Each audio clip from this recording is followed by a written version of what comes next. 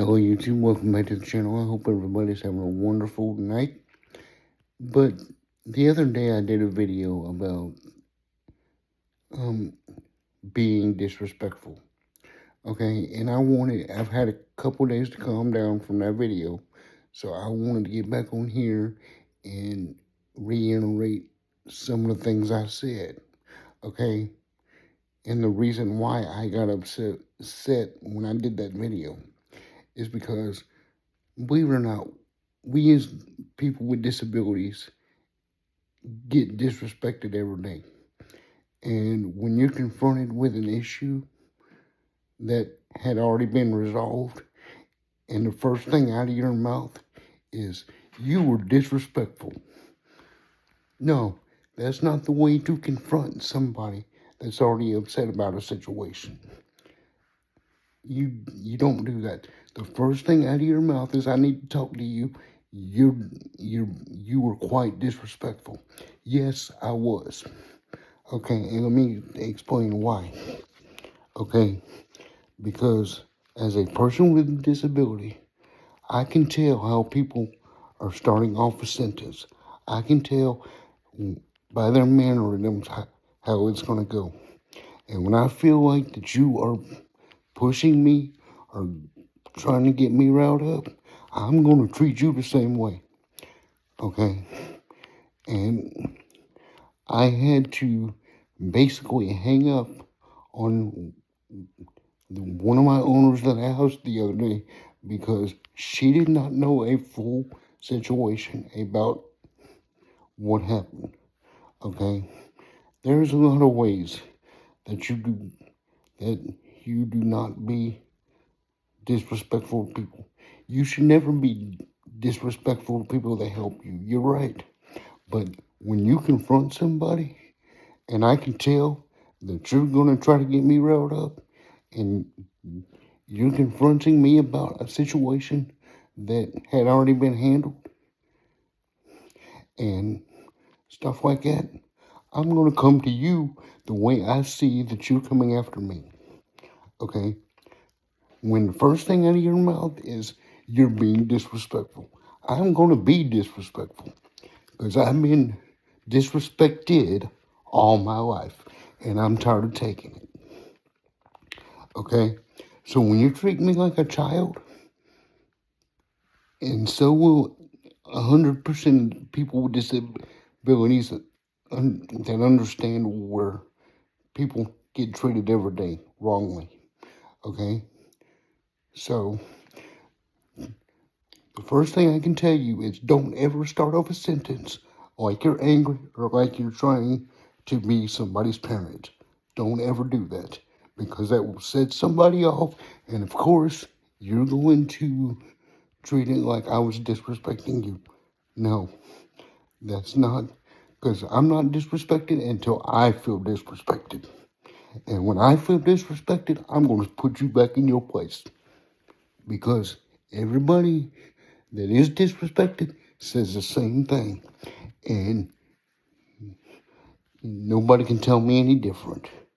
So that's why that video was made, and I wanted to make sure that everybody understood where I was coming from when I don't start a situation, but when I come to you about something that I told you about, and first thing out of your mouth is, you were being disrespectful. No, yes, I did raise my voice, but I was egged up. I was egged into it. Because ain't nobody that's confronting you, that's on camera, that works for you, is going to show their true selves until they're not on camera. Okay, and they're not going to see that part. They're going to see what you did. And that's exactly what happened. Okay? So don't ever intentionally try to get somebody with a disability riled up, because we know how it's going to go, because it's going the same way for years.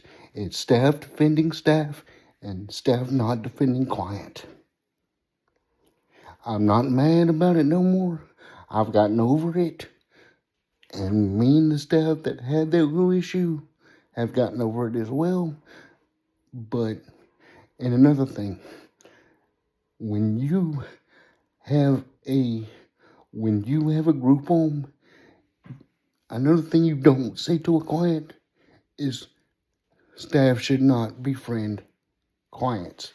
No, we have to deal with you and you have to deal with us. So therefore there's going to be a relationship. So that's another thing you should never say to a client, because that's not a way to get business, is we don't befriend our clients. That means to us that you are only here for the money. It's not, to me, it felt like when she said that you were only here for the money and not the care and not the well-being of your clients. You should never say that. Now, if you're in a hospital or something, that you're not really going to see a patient, that's when you say that, because that is true.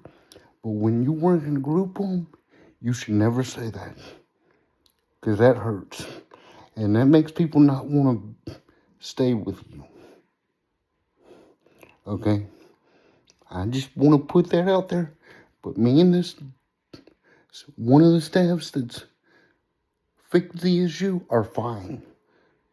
But as far as that group home owner, I'm still quite upset, because you don't do that. You don't do that. And this is my job as a disability activist to say these kind of things, because this is what happens. Because people think that when you're in their group home, you listen to them and the way it goes. If it's not that way, you show me otherwise. But what I've seen is that's exactly the way it goes. Especially when you tell a client that you do not staff does not befriend a client. How are you going to have a relationship? And how are you going to keep that client? Are you going to sit there and not say nothing, or have a conversation with that person? No, you have to, because that person lives in your house. Now, this is not a hospital. This is not a asylum. This is not a institution. You have to befriend your clients with respect, because you want respect, you have to give it.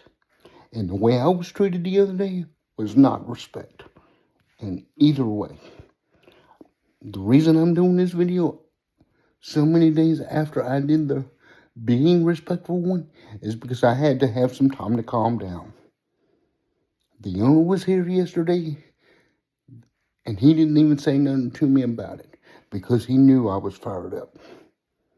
Okay? And that's the best way to handle a situation. When a situation is over, you let it go. You don't bring it back up. Oh, especially when you start off a conversation, as I seen some footage on the camera, and you were quite disrespectful to her. What about your client? What about your client?